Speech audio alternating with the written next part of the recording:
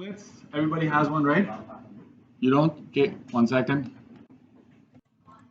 Not on video. Okay, so one thing I need you to remember, guys, do not round in this unit, right? Do not round in this unit. In this unit, you use all decimals, right? Very important because we're gonna go really down to as accurate as we can possibly get, right? So do not round in this unit. That's a big. So follow me, and we'll get this done. All right. Accuracy refers to how close a measurement is to its target value.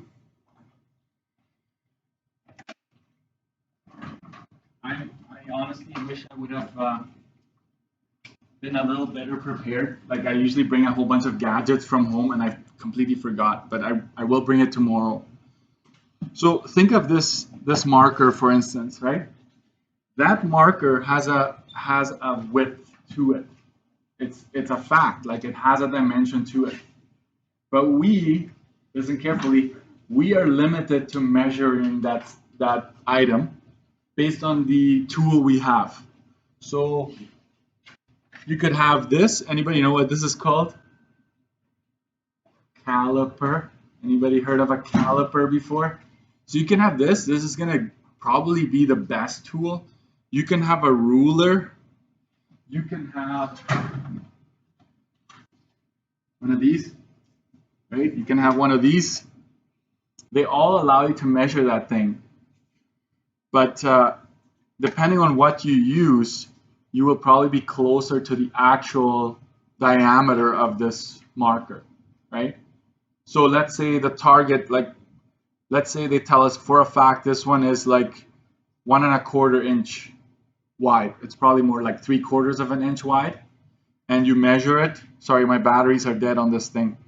But you could measure it like that and it would show up on that screen, right? Then I could use this ruler. I could use inches. Oh, it's almost 3/4 of an inch. You can use inches, you can use centimeters. You can use whatever you want to measure that, right? But there's a target. There's the actual value, and then accuracy would say how close are you to the actual value that you're supposed to be getting, okay? So, did I make a mess here? To be accurate, a measured value must be as close to the real value as possible. So I'm going to invite you to highlight that. To be accurate, the measured value must be as close to the real value as possible. And sometimes being super accurate, like bullseye, is way more important in some instances than in others. For example, if you're a nurse and you're supposed to give a dosage, you better not be off, right? Because if it's too much, it might be overdose. If it's too little, you may not give the effect that you intend, right? So certain industries, and then other industries, like let's say you play soccer outside with your friends and you want to make a net, right? It's like how, well, 3 steps, right? Let's make it 3 feet, not 3 feet, 3 yards wide, right? Sure, let's just take a step and we'll just, like, it's not the biggest deal if you're not exactly on there, right? Well, to some of you it might, but anyways. If you claim to have measured something accurately, someone should be able to repeat the process and get the same value. Okay, that's another. Someone should be able to repeat and get the same value. So if I measure something to be 2.3 meters, someone else should be able to go and say, yeah, 2.3 meters. So then we know we were accurate as well. To be accurate, right? So this must be able to be repeated. And so what we do to make that happen is we use a standard unit and use an appropriate scale. That is important. Okay. So you want to use a standard unit and an appropriate scale. For example, you would not be using kilometers to measure this, would you? It's not. It's a standard unit. Kilometers is a standard unit, but it's not an appropriate scale for this one. Okay, so it's the same thing. So standard units are just units that you recognize. They're universal, right? They're universal, right? It's something that anywhere in the world you go and you tell them a kilogram, everybody knows what a kilogram is. Everybody knows what an ounce is, or a foot, or a teaspoon, or a cup, right? Everybody knows what that is. Okay.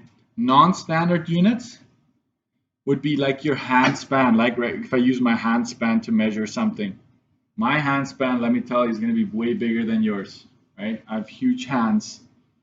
So it's not, somebody will not be able to repeat it, right? If I measure the width of this book, it's probably one hand span. How many hand spans for you? Try it.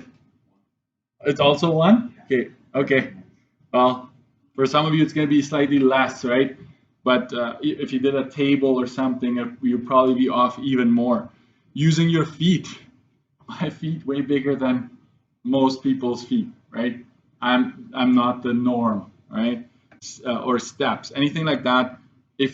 Everybody's different, so we're gonna have different. Like if I tell you, hey, measure that field. Oh, it was 102 steps for me, 101 for you, 80 for somebody else. Like it's not a good way to go about it because you won't be able to repeat that same answer. Okay, so to be accurate, you want these two things. So I would say actually, these two go hand in hand. You might think like, why is accurate this and why is accurate this as well? They're both saying the same thing. For you to be able to repeat and get the same answer, you want both of these things to make that happen. All right, guys? Accuracy can also be affected. How can accuracy be affected? It can be affected by improper or careless use of a measuring device. It can also be due to a damaged or faulty measuring device. Okay, it could be. I just had an idea here. By the way, you can grab a snack if you want. I'm not going to eat it. I'm just going to use it for a demonstration. So I stole this scale from the science folks. So I think they were okay. They were okay with that. But let's try something here. This bar says 46 grams on it. You think it's going to be 46? That's our target. So let's see. I have no idea actually. Oh, I'm going to zero it. Okay, it's zeroed. Rip off. Right, rip off 44. So in this case, if our target is indeed 46, then this measuring device is off. But it's more likely the other way around, right? That it's actually 44, but they are off, right, with their measurement. So there's a discrepancy there, and we can sue them now.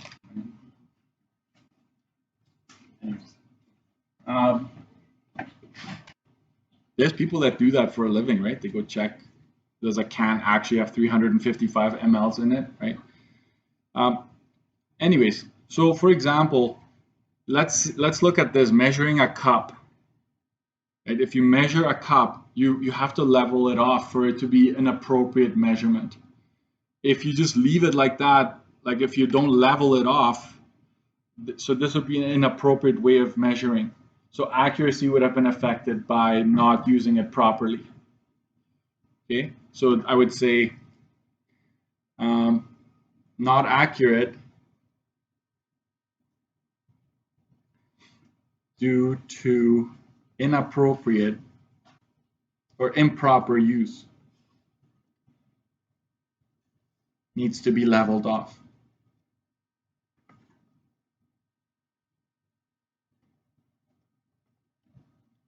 If you want to just have, right? And then a ruler Now we're looking at the actual measuring device. This is a perfectly, right, flat ruler, straight ruler. But look at this one. It was hard to find this online, something. But, you know, sometimes I see students bending it, you know, the flexible ones. Just bend it, and then it's like this, maybe more in junior high, elementary, right? Damaged or faulty ruler, right? Slash device. So that obviously would not be 30 centimeters. If that's a 30 centimeter ruler and you left it like that, some of you might say, well, just flatten it, Mr. Dirksen, what's the big deal? No, but and for us, this would be result in an inaccurate measurement. All right, let's keep going. I tried so many visual guys because I used to just fly through this, and students would stare at me as if I just landed from space or something, right? So I'm going to walk you through one example, and I'm going to let you do the other ones, and then we'll correct it, of course, but I need you to risk, okay?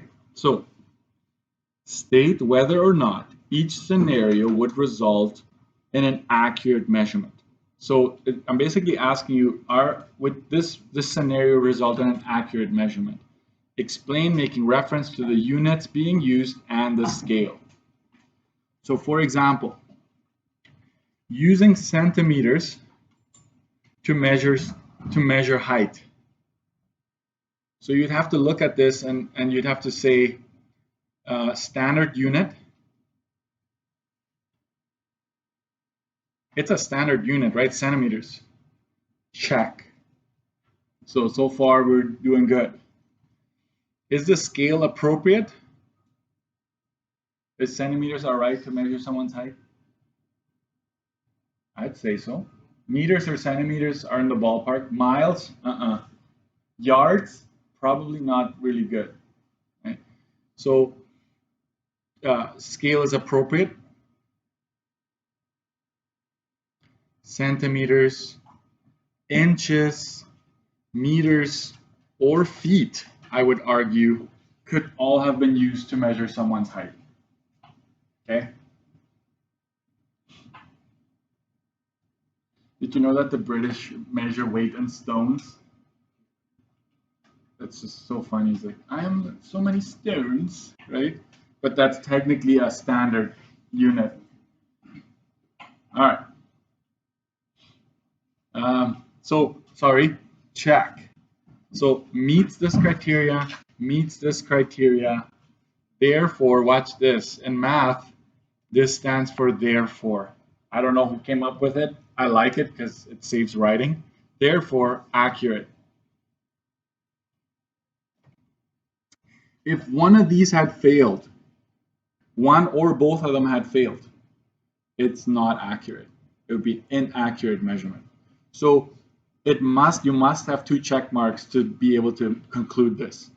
If one or both are off, then not accurate. Okay? So read through those scenarios, and I'll meet you in a bit, and I'll continue with something else after. So we all kind of had the same measuring tape because sometimes we noticed even within measuring tapes, there's a little variation. And so they all wanted us to have the same one. I don't know where you're at, but I'm going to cut you a little short here.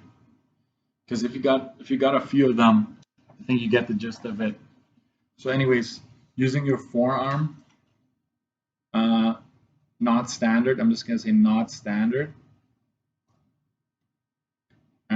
Right? So technically it fails already. But let's pretend like that never happened. Is a forearm appropriate for a picnic table? I would argue yes. Your forearm would still, the scale is appropriate. If you want like the distance between two cities, right, you wouldn't want to use your forearm. Not accurate. That's the conclusion you would have to draw there. Using a meter stick. A meter stick is actually a standard unit. Check, right? Distance between two cities. You think it's an appropriate scale? Unless the cities are like right next to each other, it would not be, right? So scale not appropriate.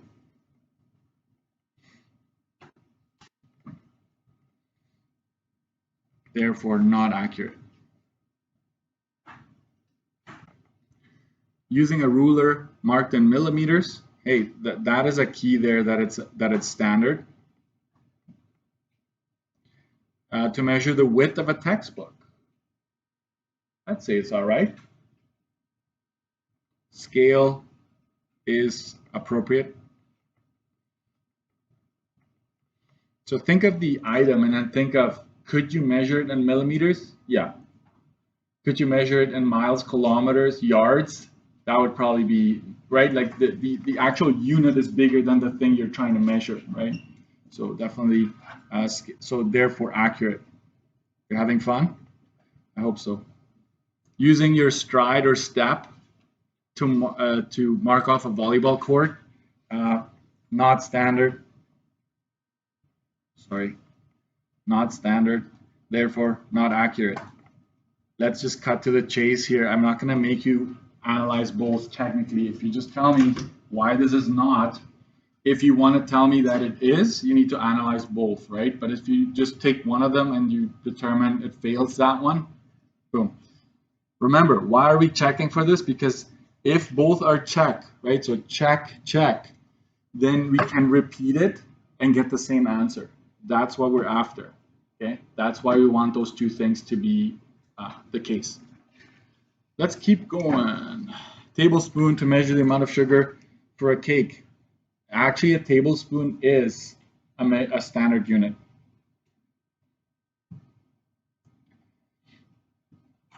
I don't know if you take cooking these days in high school. Some of you do. Yeah, I guess it's an option. But yeah, a tablespoon, a cup, all those things. A scale is appropriate, therefore accurate. Okay. Okay. One more thing here. I want to have at least one example here full on for you because the province has asked this type of stuff before.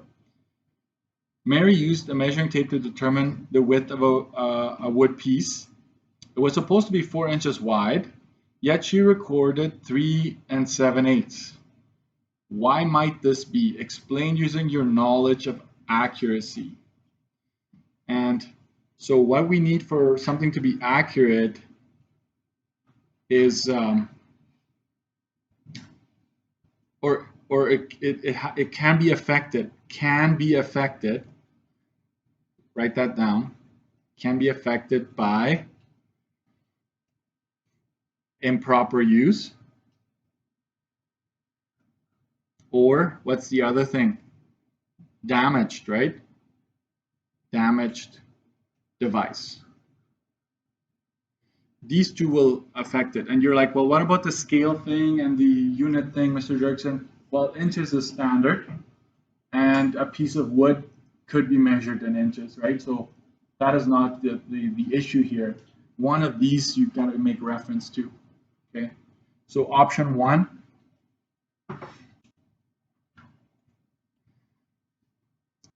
improper use. I'm going to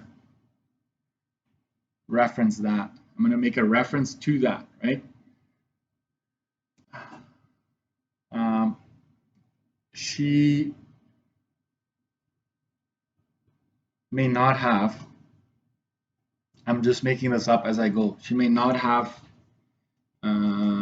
ensured that the tape was straight and flat against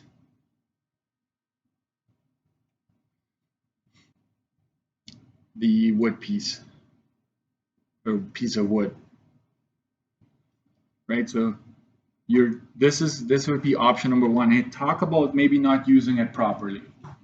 I know that there was a cup question on the exam once, and it's like maybe the baker didn't level off.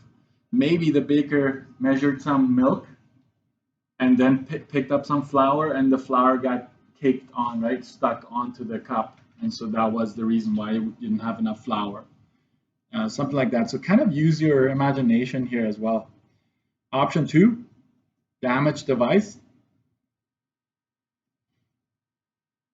I'm going to talk about damaged device in some way. The tape measure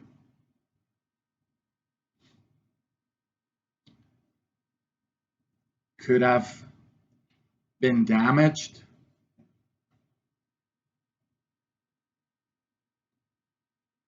or faulty. Example, some markings, maybe scratched off. You know, when you use a measuring tape a lot, some of the numbers or the markings start to scratch off, so you can't. That would be an option. You could maybe say that it was bent, it had kinks in it, so it wasn't, so it's kind of improper use / damaged device. So you just use your imagination. Yeah. I also wrote, I wrote option 2, but I also wrote just because the difference is so small, I could also use bit and error if you would process the time, it could just smaller. Sure. Is that a possible answer? Yeah. Okay. Shifting gears a little bit, so that's talking about accuracy. Now we're going to shift and talk about precision and uncertainty. This is where some math is going to come in. Okay? There isn't a whole lot of difficult formulas. You just have to make sure you know your terms. Okay? So precision, watch this. Precision refers to the smallest. This is on page 5, right? Precision refers to the smallest increment on a measuring device. What is increment? Smallest increment, like smallest change from one to the other. I will talk more about it. Another way of saying this is that precision, here it is. Yikes. Slow down, Mr. Precision is the smallest amount by which a measuring device can go up or down by. That is probably what you're more, that's going to be more useful. Every measuring device, no matter how precise, will have a limitation.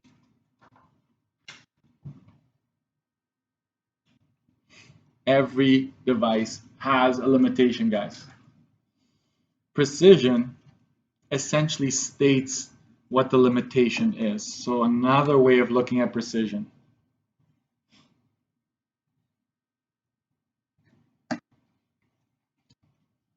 Okay. So you can talk about it. How about we just highlight that too, right? So what is precision? What is it? It could be seen as the smallest increment on your measuring device, the smallest amount by which a measuring device can go up or down by, and it's essentially also telling us what the limitation is of the device. Okay.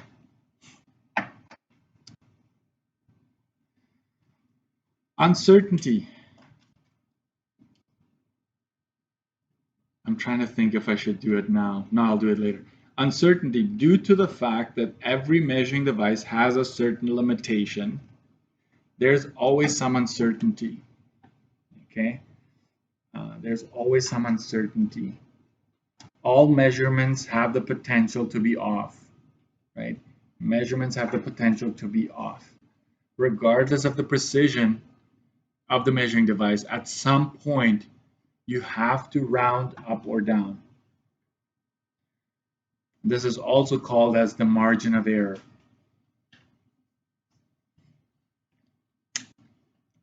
Okay. Uncertainty is always half the precision. This is mathematically, without fail, going to be the case. Uncertainty is always half of what your precision is.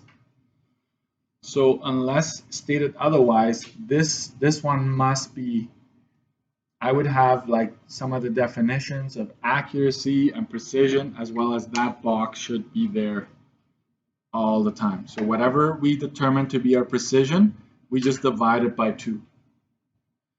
Usually stated with a plus or minus, because you can be up or you can be off on the higher end or the lower end.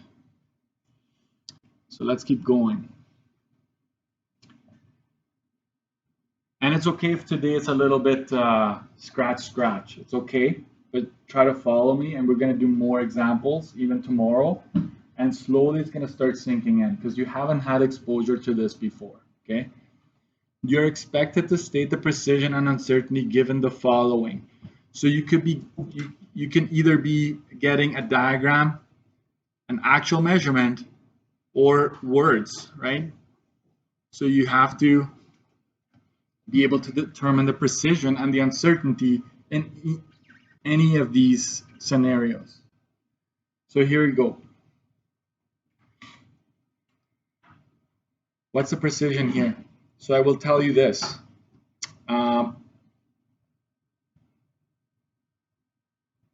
This device, I'm just going to explain here. This device goes up or down by what? From one marking to another. If I go from 10 and I go over to 20, how much has it gone up by? 10. And what units am I in? Milliliters. So technically you would have to go plus 10 milliliters. And then it goes again from 20 to 30. That's another 10 milliliters, right? So you consistently say, hey, this thing goes up 10 milliliters at a time. That is the amount by which you go up or down by on this device. And so that is our precision in this case. This thing allows us to be precise, right? Smallest increment, sorry, goes up by 10 milliliters. Okay, write that down. So smallest increment is 10 milliliters. I'm saying the same thing more than one way. Okay. So watch this. Here's where the math comes in. So precision is going to be 10 mLs. So what's my uncertainty? What does that formula up there tell you? You take your precision and you divide it by 2. So in this case, it's nice and easy. 10 divided by 2 is just plus or minus 5 mLs. What is this? What is this? Right? This accounts for you being off on your measurement. So let's say you say, oh, this is 20 milliliters. Well, based on this, mathematically, we'll say plus or minus 5 milliliters. You could be over by 5 or under by 5. And that is especially the case when you have to guess. Like if a liquid is between these two lines, sometimes you have to like guess. You have to round up or down. And if you do that over and over again, we need to account for that. So here you go. That's the uncertainty. So I'm going to close this off here. So my precision is this. My uncertainty is that. This is picture or diagram, okay? Forget about this one now. This is exciting, guys. Pay attention. When you have a measurement, an actual measurement, you have nothing to go by. You don't know what they used to come up with this. Was it a digital thing? Was it an actual measuring tape? You don't know. So you have to say, how precise is this? Please watch this. You have to think of it this way. How much does it go up or down by every time you measure? If this had been slightly longer, you would have been at 55.2 what? Slightly longer would have been 2.8, right? If it's slightly shorter, what would it have been? 55.26. So this thing can go up by 0.01 centimeter or it can go down by, sorry, it should be a minus 0.01 of a centimeter. So think of it, always look at that last digit, and that's where the action is happening. This can go up by 0.01 or down by 0.01. Mr. Dixon, how do you know that? Let me zoom into that. Is that gooder? That's what one of my students used to say. So I just went with it. Yeah, it's much gooder. Right? So, guys, can you just make sure I actually focused on this, and that's why I focus on that second decimal. You see that? We are assuming that where the second decimal is, that's where the action is at. It gets better than this, guys. Much better than that. Here, I'll give you an illustration. Come on. You can do it. Okay, so let's try this.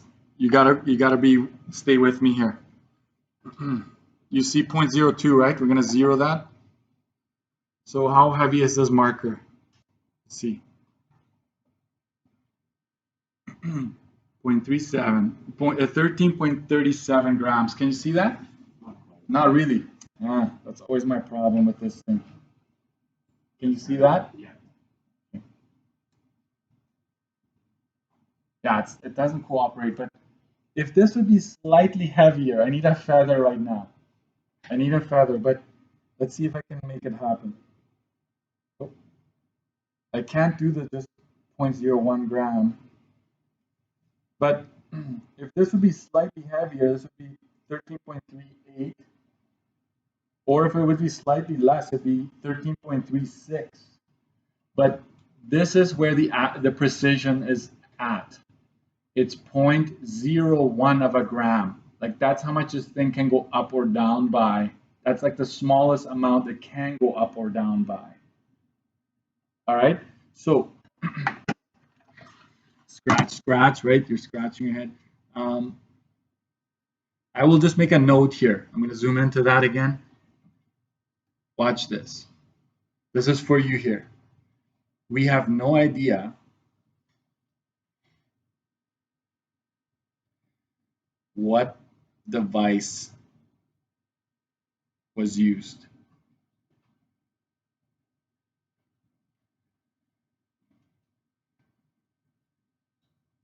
We assume that the precision is 0.01 centimeter in this case. So we'll say precision, watch this, 0.01 centimeter. You know what I see a lot? Students say, oh, Mr. Dirksen told me it's that second decimal, so I'm just going to go 0.07 because, hey, it's the second decimal, Mr. Dirksen. That's where the action is at, but we're always going up by 1 unit in that decimal, okay? So your uncertainty would be 0.01 centimeter divided by 2. Try that out using your calculator. It's going to be a smaller number, right? 0.005, right? So 0.01 divided by 2. My calculator is acting up. I don't like that. What happened here? I'm going to go with normal. Normal 1. No. Mode. Normal 2. There you go. So normal 2 is where it's at. If you need me to help you out changing that, so that's where what your uncertainty is. If your calculator is acting up, you see me, right? 0.005 centimeters. Let's make that work there. So there's your precision and your uncertainty. So always finding your precision is the first thing you need to do, and then divide it by 2 to get your uncertainty. Okay? Morning. Next, We're on page 5. Last one. This is going to be words, like if you're given words, like a ruler marked in half-inch increments. Highlight that. Marked in half-inch increments. That right there tells us that our precision is half-inch increments. So you like decimals or fractions? It's up to you. So if it says marked in quarter-inch increments, then that's your precision, quarter inches, 0.25. What's my uncertainty going to be, guys? 0.5 inches divided by 2, right? Some Spanish lessons here, right? Now you know number 2. You can go write your special language exam. Maybe you get a credit or 2. Not, right? 0.25 inches. 0.25 inches is my uncertainty. So that one is actually a dead giveaway. Don't argue with it. Just go with it. Like whatever it says, it's marked by. If it says, hey, this beaker is marked in 200 milliliters, 200 milliliter increments, that is my precision. And my uncertainty is going to be half of that. Okay? All right. Let's practice one already. You will practice it on yourself, by yourself, right? So go to the back side. And let's just try this one for now. Just try that one. That's all I'm asking you to do. This one. Come up with the precision and the uncertainty for each one. Listen carefully. I don't care if it's wrong right now. Just try it. Look at it. Look at my notes. This is the precision. This is the uncertainty. Move on to the next one. Precision, uncertainty. Precision, uncertainty. And then wait for me. I will go over it. And then we'll do it over and over. So by the end of today, I want you to be able to do this with your eyes closed. But that would be hard to do because then you wouldn't see, right? Like, anyways, it doesn't work. But you'll be able to do it, no problem. I'll do one, and so I'll correct this. I'll do one more, and then I'll hand it over to you. Okay, so here, watch carefully. I'm going to give you a trick here. I actually have a note here for me. You see how there are markings here? You can probably tell, like from one marking to another marking, what are you going up by? This 100 is 150, 200. So the precision of this thing is actually 50. Okay? So I will say this. If you see a number, right? I will call this the low number. You keep going on your measuring device and call this the high number. Oops. So let me zoom into that. You should write this down because sometimes this is handy when there are more things going on.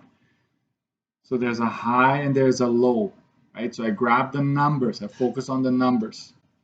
So to get your precision here, you go high minus low. You got to do that first though. That's why I put the brackets there. And then you're going to divide it by gaps. You're writing this down, right? So precision, high minus low divided by gaps. What in the world am I talking about gaps here? Well, here I'm going to use my pink highlighter for that. So you start here, you go, how many gaps? 1, 2, right? There are 2 gaps here. Between the low and the high number that you've identified, there are 2 gaps. So here's how I'm going to figure that out. High minus low divided by 2. And I'm going to highlight that in pink. Right? So that would be 100 divided by 2, which is 50. There's your precision. So your precision is 50 mLs. Your uncertainty is 50 divided by 2, which is 25 plus or minus 25 ml. Okay, so this would be the answer to this question. Okay. I'm going to invite you to this is for a diagram, right? Like I'll just give you the general formula. I would strongly suggest highlight that and then say for a diagram, if you can figure it out, some people just look at it as like, I know it's 25 milliliters, like I don't need this formula, Mr. Dixon, don't worry about it.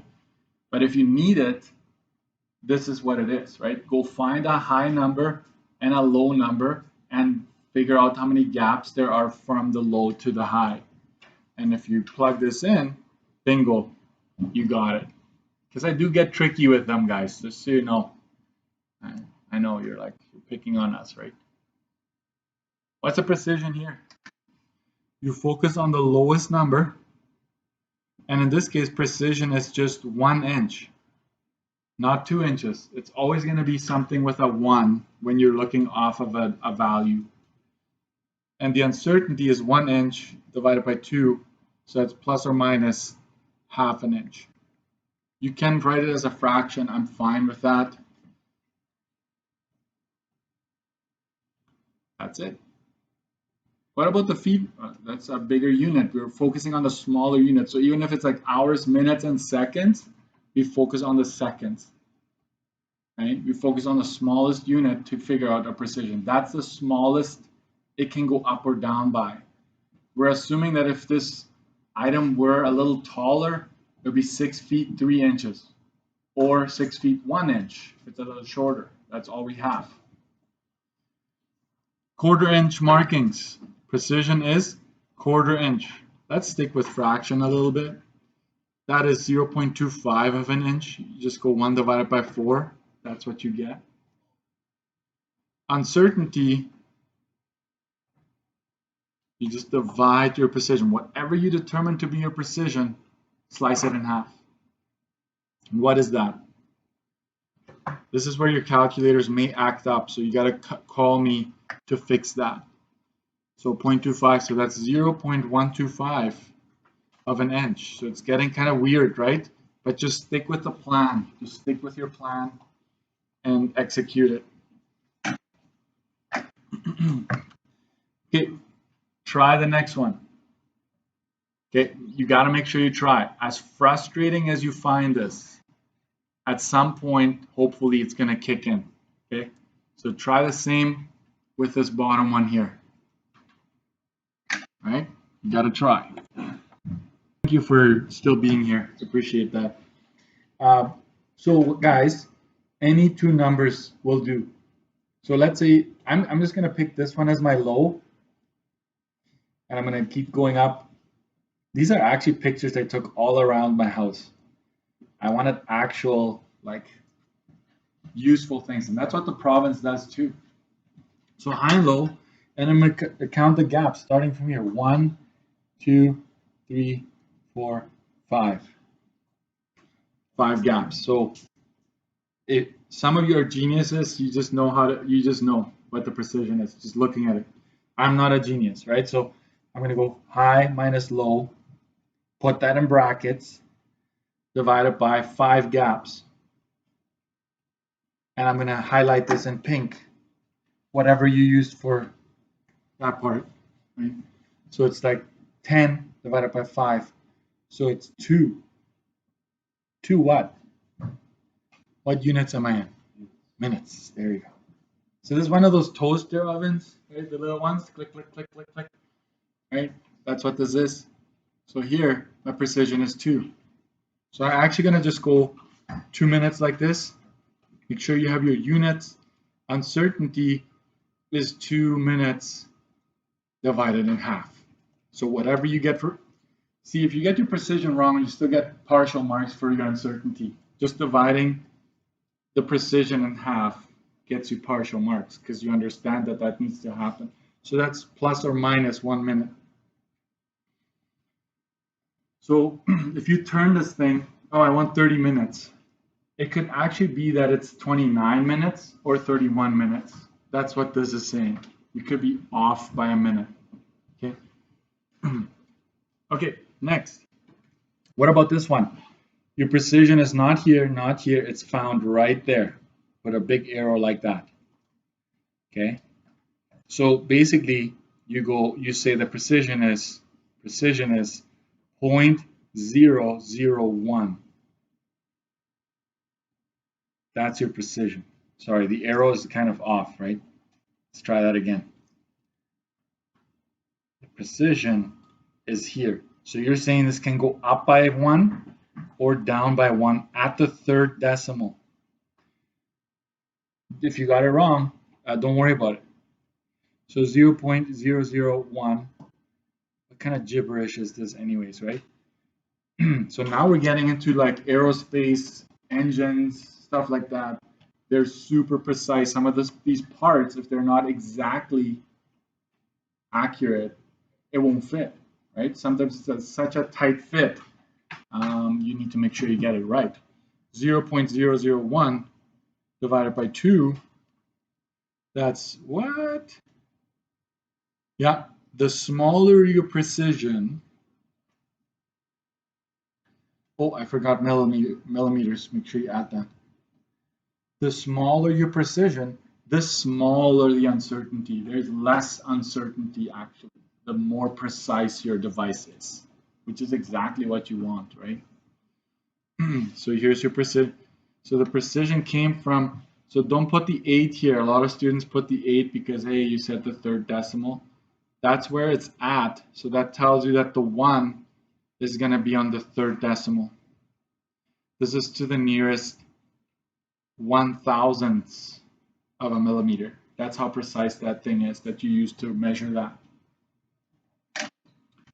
And last but not least, so they all have their uniqueness, right?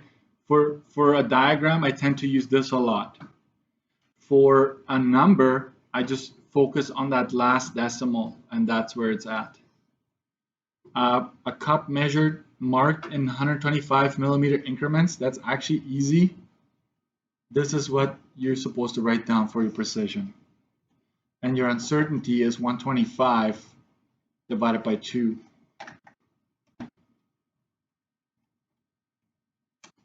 62.5 milliliters, plus or minus. And sometimes you might think it doesn't make sense because I can clearly tell Mr. Dirksen that it won't be off by that much because I'll just look at it and then measure it. But this is just a mathematical way of dealing with uncertainty. Okay.